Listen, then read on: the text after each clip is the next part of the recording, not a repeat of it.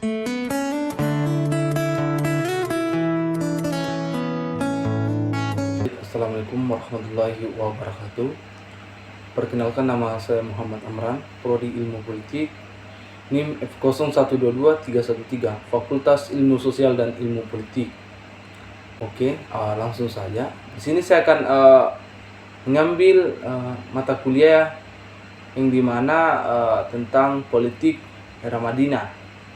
Nah, ada beberapa konsep yang harus kita ketahui. Yang pertama itu membangun dasar-dasar politik. Kemudian yang kedua, rekonstruksi Madinah sebagai pusat kekuasaan.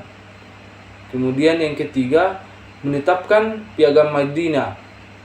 Dan yang keempat, prinsip-prinsip piagam Madinah. Yang kelima, eksistensi Madinah sebagai negara. Kemudian kita masuk di poin yang pertama, membangun dasar-dasar politik, yang dimana hijrah perubahan paradigma. Hijrah pada 622 Masehi merupakan titik awal era baru dalam sejarah umat Islam. Jika Makkah diwarnai konflik dan tekanan, maka Madinah menawarkan kekuatan politik dan sosial yang berbeda. Kemudian yang kedua, kekuasaan Nabi di Madinah.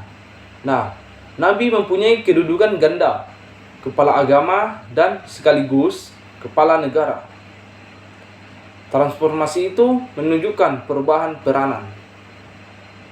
Nah, terus yang ketiga, pembentukan peraturan. Penyusunan aturan-aturan yang dibutuhkan oleh negara. Aturan tersebut berdasarkan wahyu dan menjadi hukum dalam negara Madinah. Kemudian langkah strategis pasca Baiat Aqabah 1 dan 2. Secara umum, dukungan tokoh Madinah dalam Baiat Aqabah memengaruhi psikologi Muslim. Nah, secara khusus, umat Islam Makkah menjadi yakin dan percaya diri untuk melaksanakan langkah strategi, yaitu hijrah ke Madinah.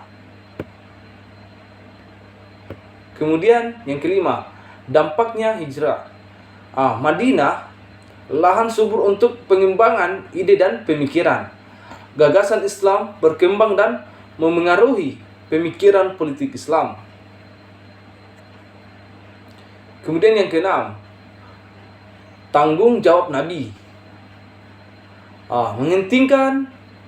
Menghentikan konflik dan perpecahan antar suku.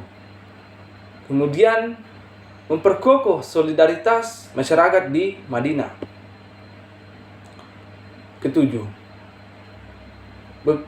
kebijakan strategi Nabi untuk membangun Madinah, masjid sebagai pusat kegiatan keagamaan, sosial dan politik, mempersaudarakan antara muhajirin dengan ansor, penetapan konstitusi untuk memperkuat struktur sosial dan politik.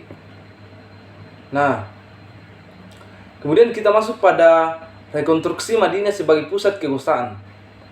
Ada beberapa aspek yang kita harus ketahui. Kemudian kondisi awal masyarakat Yastrib Madinah. Poin yang pertama itu menjelaskan bahwa masalah sosial, iri hati, dengki, hasad, dendam, sikap egois, dan lain-lain. Kemudian poin yang kedua, kerusakan sosial ekonomi, penimbunan riba, transaksi yang merugikan, perdagangan tidak adil.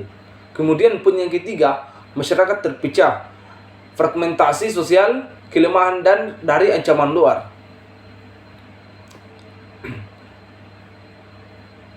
Kemudian kita masuk di aspek tantangan Nabi Muhammad. Misi perbaikan, tanggung jawab berat untuk memperbaiki kondisi masyarakat yang rusak. Tujuan utama, menciptakan umat yang mampu menerapkan ajaran Islam, menghapus permusuhan, dan menciptakan masyarakat rukun, damai, dan sejahtera. Kemudian poin yang selanjutnya, transformasi yang dilakukan Nabi Muhammad.